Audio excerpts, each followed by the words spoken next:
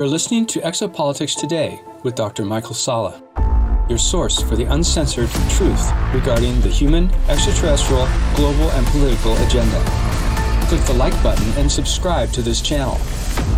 And now, here's Dr. Michael Salla. Well, I want to welcome JP back to Exopolitics Today. He's got some news about a recent mission he did to space arc buried somewhere in the Bermuda Triangle area under the ocean, and this is his third trip there. So thank you, JP, for coming back to the show, and fill us in on what happened. How you doing, Dr. Salla? Thank you for the opportunity to bring this information out, and I know a lot of people are eager to hear. We're living beautiful times with a lot of information coming out, and it's going to be really interesting these next couple of months that are coming up. Right. So why don't you tell us how it began again? I mean, I know in the past you've been picked up by one of those Ospreys. An osprey. Thank you. Yes. So why don't you tell us how did you get picked up and taken to this arc, or to the platform suspended in the Atlantic Ocean over the arc? Okay, we got picked up by an osprey as well. We went to the DZ area, the drop zone that we have. And it was a total of 20 of us. The osprey was going back and forth, picking us up. I was in a second party that went on the osprey. There was a storm approaching. So while on the osprey heading to that location by the Bermuda Triangle in the Atlantic, there was a little bit of turbulence.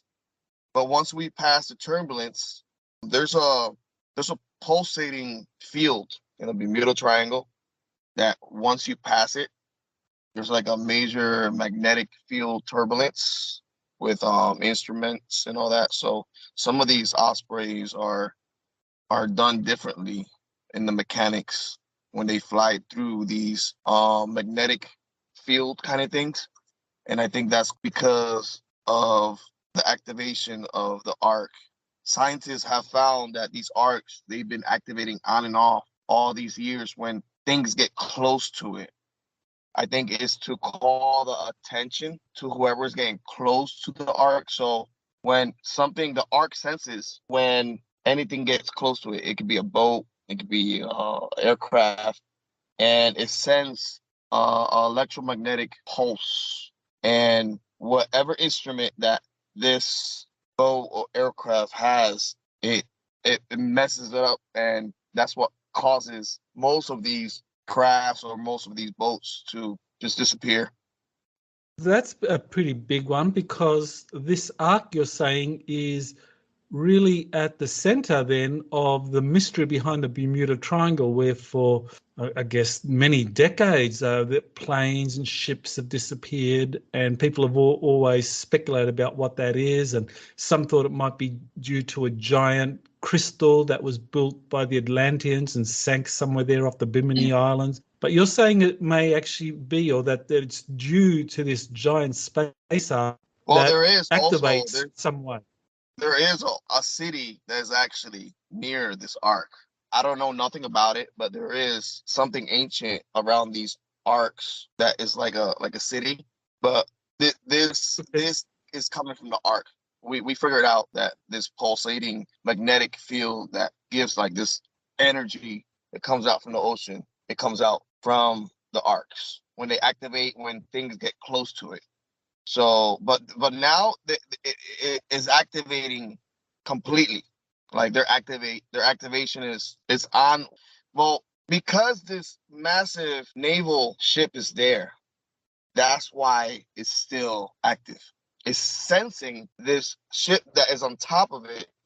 So that's why the activation is still there. And because we're going in and out from these arcs, it's even activating more. And that's when it's activating all the other arcs that we're hearing about and we know about that is activating.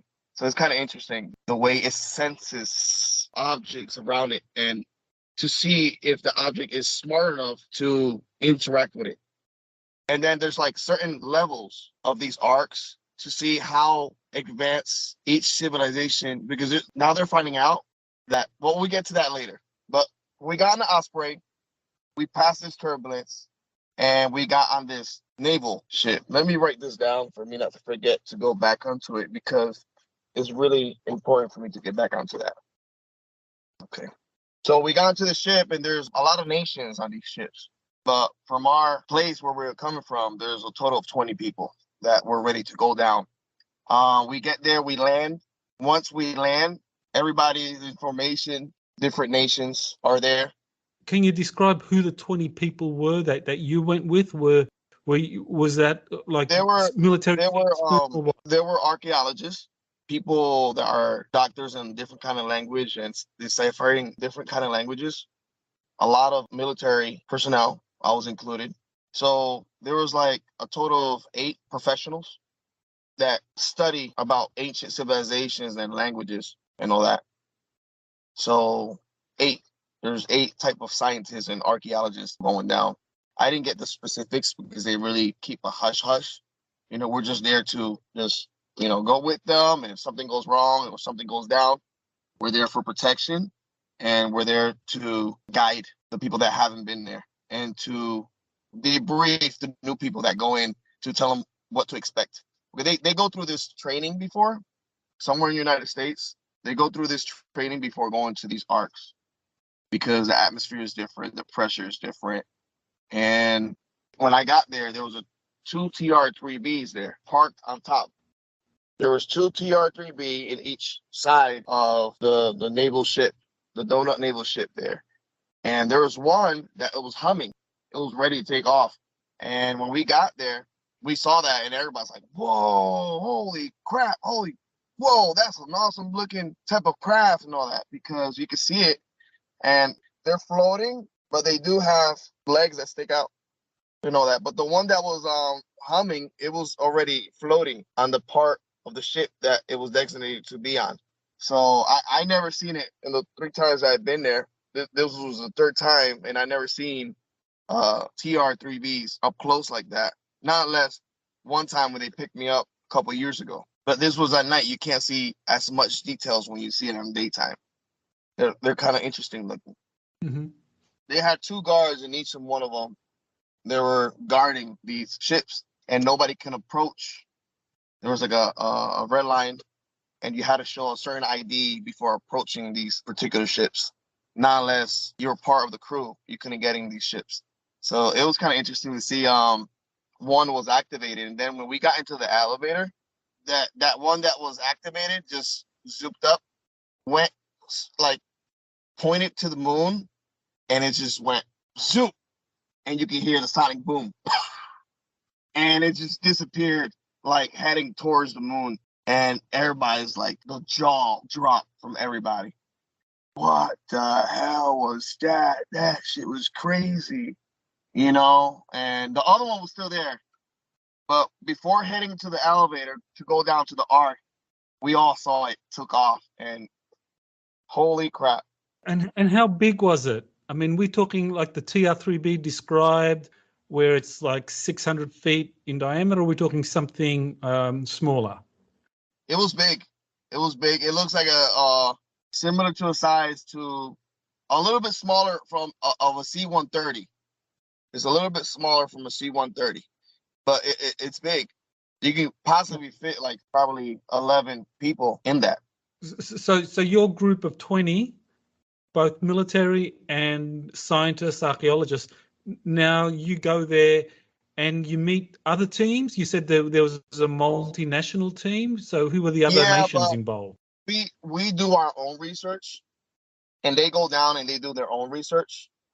We stopped doing research together because of what happened last time with the Mexican government, that we brought people down there and they stayed down there. And then when we went back the second time, they came back up. It was crazy, the situation. So we are now going only United States is going down to that arc. But they do share information, and they do have screens that sees everything that's happening. They do have that. We have these cameras that mount they're like GoPros, but they're a little bit like smaller. And each person has somebody that has like an intelligence officer that, you know, like, hey, are you okay? Okay, well, they always communicate with you, you know, to see if you're all right. Okay, oh, what is that? And like they talk to you, and they talk to you in your earphones, and they're like in ears. You put them in, and it's like in ears, and they talk to you like when they see something interesting. Oh, can you look back over there to see what it was there? And then you look back and you look at it and you explain to him what it is. Oh, yeah, that's a rock formation. Or that. Oh, okay, can you put your light on it? Okay, then you put your light on it, and oh, can you move the light left to right? Okay, you move the light left to right because they want to see the texture of the rock or glass or moldavite that we're flashing on to see if there's any writings or anything. That sometimes they can take pictures, and it's kind of cool what they do. But once we were going down the elevator, Doc, it's like a tube that goes down. I don't know if I told you that. It's an elevator that is a tube. In this tube, you can clearly feel that it was moving because a storm was approaching the area that we were at. So we had to do this fast. So we got there. It was different this time because we were hearing something like a sound, like a vibration, and it was singing. It was a beautiful feeling. You can hear singing. And then I remember one of the archaeologists says, "Hey, that's from the past. That's not from now. What you're hearing, this was from thousands of years ago." So it's kind of like recorded into the ark, like these songs. It's like an angelic type of music, or they sound like voices, but it also sounds like instruments in the same time, and you can hear it, and it vibrates your whole body, and you feel good and all that. Because I remember me telling you about the portal area of the ark, that there's also a vibration there that holds that ball of water together. So we went into another room that we haven't been into. We went to this room, and there's pockets that we go into. And we noticed that every pocket, there was a total of 4 pockets that we went into. And each pocket that we go into, the door is closed. The door closes. And then it takes you to another pocket. So we were going 10 to 10 in each pocket, but we stopped in the middle pocket, the third pocket, just to wait for the other party to have all 20 there before we hit to the last pocket. Because in each pocket that we went to, the gravity was leaving. There was no gravity.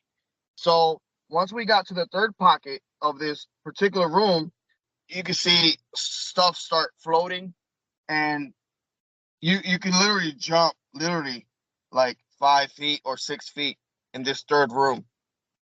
And it was kind of cool because the gravity was leaving in this room. So once everybody got into the third pocket, we opened the fourth pocket, and it took us to a big room. No gravity at all. We got like 4 guys that went all the way up to the ceiling. Because once we enter that room, we when you walk and you push yourself off, we did not know the gravity was going to be 0 gravity. When I pushed off, there was these handles that you could see that they were made like of glass, like glass tubes. I grabbed one of those, and then I grabbed the guy that was with me, and we started doing a chain, and we started bringing everybody down. But the 4 guys that went in first, they stayed up there, and we had to find a way to get them down. And they actually stayed behind because we were there in that room for like 15 minutes. And this room has balls of water the size of cars. And then in these balls of water, there was these kind of fish that I'd never seen before that were glowing. And in each ball of water, there was a school of these beautiful fishes that they glow. And their tail is long, and then their tail and their fins are the ones that give the light. So it's really interesting, these animals. I think they've been in this ark and never branched out or never, knew about the outside world because they really look different. Now, in your second visit to the Ark, you talked about one of those big balls of liquid or water, blue color. emitting from it, and that it was a portal to the moon, that there were a bunch of soldiers trapped in it. So now you're saying there's a bunch of similar balls of liquid or water, something like that, but there's fish in it. Fish in there. So are these portals, or are they some kind of container or chamber? It's water. So these fishes, they jump to ball. It's crazy how they move. In the water, they swim perfectly. So I guess they jump from ball to ball because they built their momentum in this ball of water, and they shoot to the other ball. So they shoot to ball, and they stay. And I think what they eat is like a type of algae that is growing in the ship. It's like a type of algae that grows, and they shoot to the wall, and then they eat, and then they hit their tail back to the wall, and they go back to these balls of water. So it was kind of interesting. Everybody was scared to get close to these balls because in low gravity, if you get close to these balls, you can really drown, because it's really hard to get out from these balls of water, because your body has like a little gravitational pull in low gravity, so the water will stay stuck to you. It would stay stuck to you. These like, if you enter this ball, you can try to swim out, but it's really hard if you don't have like fins or the type of body style these fishes have. And how big are these balls of liquid floating They're there? sizes of cars, like a minivan. Okay. All right. So what happens after you have that experience in that fourth pocket? So everybody's there, and there's writings all over. The walls is made of moldavite and a type of glass. And we look up in the ceiling, and the four guys that got stuck up there, they started flashing their lights like this. And there's a map, like a type of star map, that is on the top that looks like the Milky Way. So the archaeologists, how can we get up there? So we fling them up there, and they start taking pictures of these maps and all that. So when they take these pictures of these maps, beautiful. It's like a star map, and you can see different colors of where different planets are. And man, if I had something like to write or draw, I can probably draw it to you and send it to you to see if you could share with people. But it was amazing. It was amazing. I drew a picture of the fish, so I'll send it to you later. That good, probably you can get somebody to draw it better. But you can see the idea of what type of fishes are these. But the map on top, it's like a dome, and you can see a map of stars with different number-looking languages. Like number-looking languages. It's like a number. It looks like numbers. You can tell they're numbers because it's like coordinations of different places in the Milky Way. So after that, they called us back, and the 4 soldiers that were up there and 6 other people, 2 more soldiers and 4 archaeologists and language guys, they stayed behind, and we had to go back because the storm was approaching. I think they were staying there overnight. I know the 4 soldiers that stayed behind, they had big backpacks. So we had an idea that they were probably going to stay there overnight, but probably not in that pocket. They stayed there a couple more hours. We stayed on top. When we left, we went back the same way. We went back, boom. We had to go through the pockets again. The third, second, first pocket, gravity was back. The pressure was a little bit high because in the arc, the pressure is a little bit higher because of all the pressure of the ocean and all that. And your ears pop back into place. You know, you can hear it like when you get out from 0 gravity to regular gravity, your ears pop up to place. And I guess they stayed behind to figure out how the scientist that went up with us there was another scientist that went up with us in an elevator, and he said that room was a training room for ancient type of astronaut people. So they had a training room that they activated, and they used that room to train and to grow to have the same thing that you feel in space, to see if you grow crops, to see if any other organism from planet Earth can live in space, to see if they can take it up there. But I guess they left it activated. Mm-hmm. And this room was the size of it was the size of a half of a football field, 50 yards. It's huge. Did the archaeologists recognize the writing? Any of the writing, did they recognize it? They did. I didn't ask, but you can hear them talk. It's the same writings they have in the moon, and the same writings they have in Ukraine. Okay, but you don't know what it is, what kind of language it is. But it's very similar that the space arcs on the moon and Ukraine and there under the Atlantic have similar kinds of hieroglyphic style writing on the walls, the Moldavite walls and the algae lighting it all up. It's more connected to Ganymede, the moon Ganymede, the writings. Oh, I see. From the arc that we have here.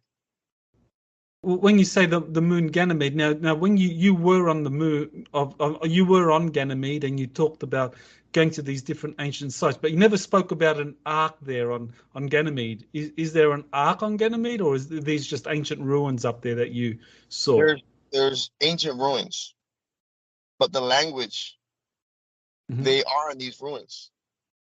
And that library that I told you about, that they had all these, like, you can see like a particular, like a library, they have these writings there.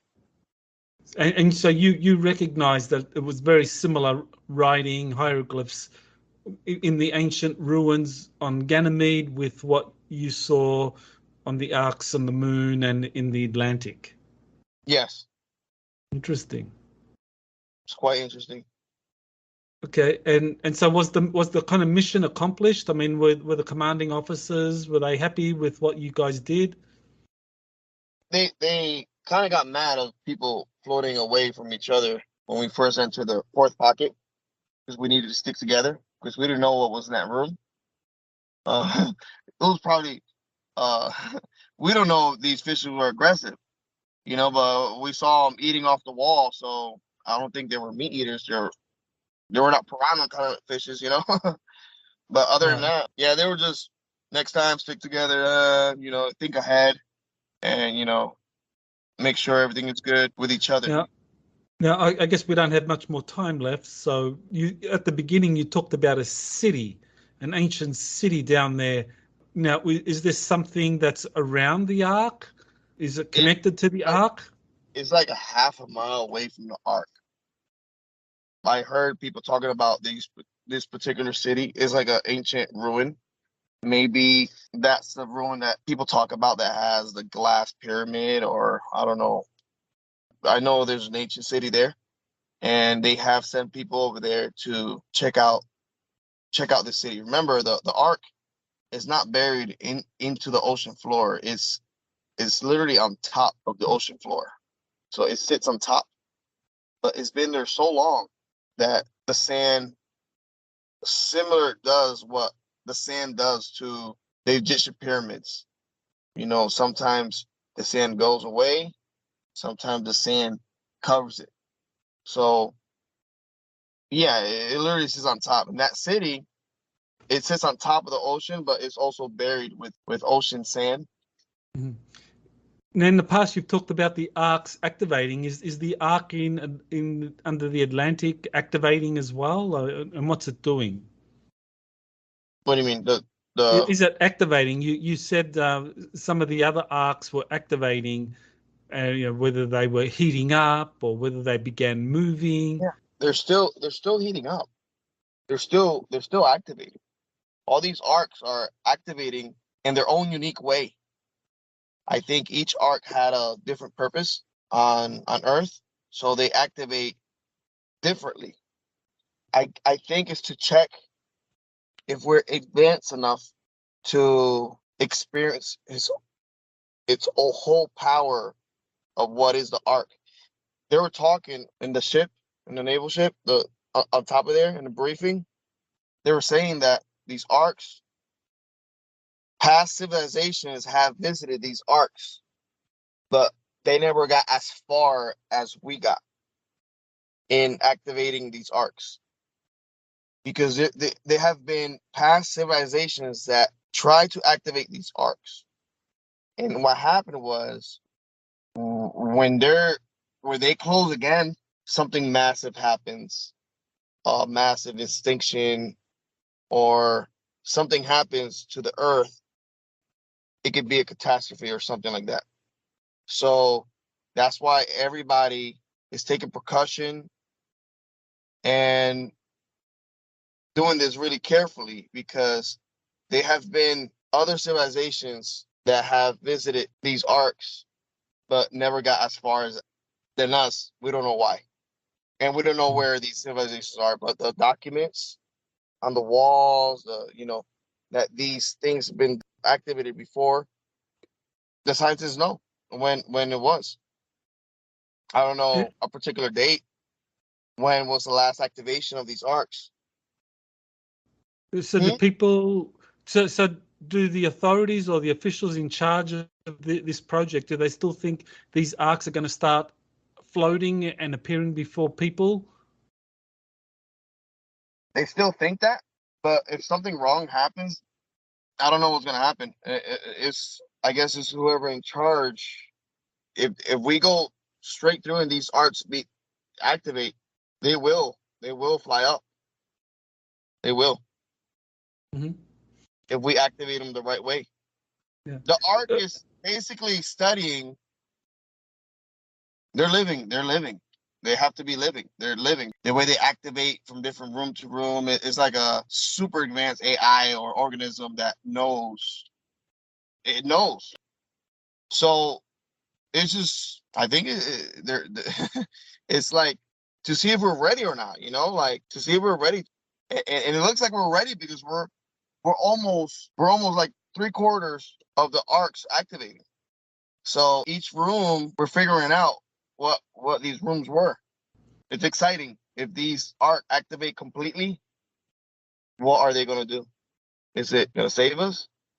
Is it going to destroy us? That's what people are thinking in the inner circle.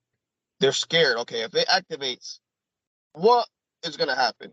Is it going to bring more ships from up there to come down here, or is it going to take people, or what's going to happen? Nobody knows what's going to happen when they're fully activated. So it makes sense, it's kind of, it could be scary. It could be overwhelming to bring this out to the public.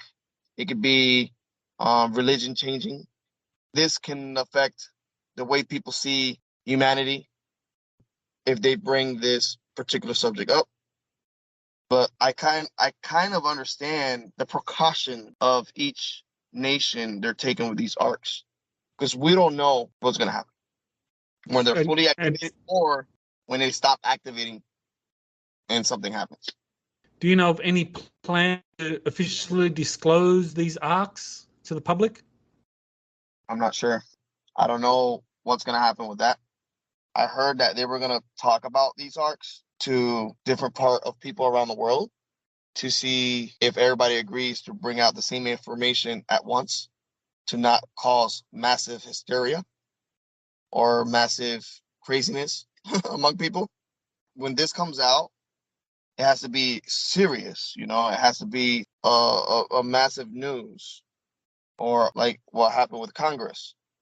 I was quite surprised that they never talked about this in that UFO briefing, because there's a lot of people that go into these arcs. They do work for Lockheed or NASA and certain militaries around the world. So I got kind of surprised that they didn't say nothing about these arcs, or they're saving it for another. What can I tell you? Like I'm just doing what I'm told, Doc. I understand. Well, I don't want to keep you too much. I mean, I know your lunch break is coming to an end. So is there anything you want to say about any upcoming missions? Do you think you'll be going back to the Atlantic Arc? Do you think there might be other Arc missions and the Ukraine Arc? Anything you want to say about any of that before finishing? There's nothing else that I know of that is coming up. when it comes up, it comes up. They just call me and, hey, we're doing this mission. They don't tell me weeks or nothing in advance. Yeah, they just tell me when it comes. So I don't really know what's coming up.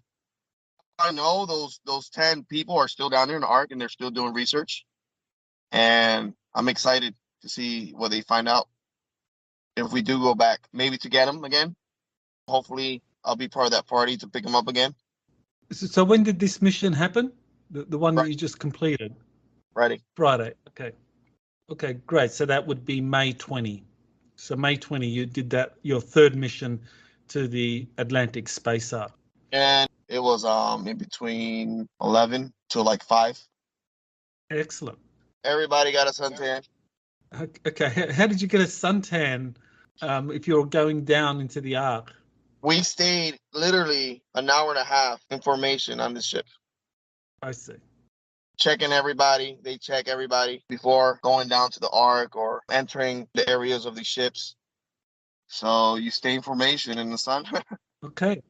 Crazy. All right. Well, I want to thank you, JP, for telling us about your mission and just keeping us up to date with the Space Ark expeditions and the latest developments. So definitely we look forward to hearing more as this continues to unfold with their activation.